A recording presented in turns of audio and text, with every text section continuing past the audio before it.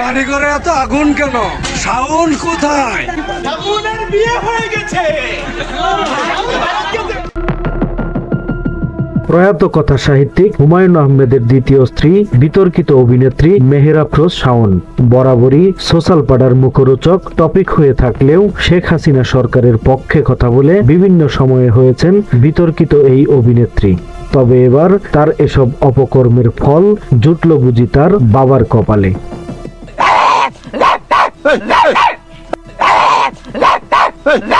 কথায় আছে, পাপ ছাড়ে না নিজের বাপকেও। ইতিমধ্যে রাষ্ট্রীয় ষড়যন্ত্রের অভিযোগে গ্রেপ্তার হয়েছেন বিতর্কিত এই অভিনেত্রী।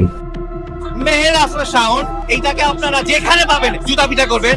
সম্প্রতি অভিনেত্রী শাওনের বিভিন্ন মন্তব্য ও তার অবস্থান অন্তর্বর্তীকালীন সরকারের বিরোধী হওয়ায় সামাজিক যোগাযোগ মাধ্যম সহ সর্বত্র বিতর্কের সৃষ্টি করে।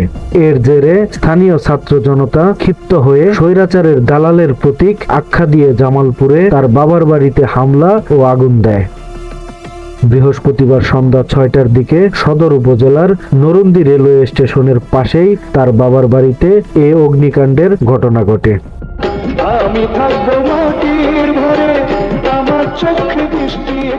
শাওনের বাবা প্রকৌশলী মোহাম্মদ আলী জামালপুর 5 আসন থেকে দ্বাদশ জাতীয় সংসদ নির্বাচনে আওয়ামী লীগের মনোনয়ন প্রত্যাশী ছিলেন। এছাড়া শাওনের মা বেগম তহুরা আলী 1996 থেকে 2001 এবং দ্বিতীয় দফায় 2009 থেকে 2014 মেয়াদে সংরক্ষিত মহিলা আসনের সংসদ সদস্য ছিলেন।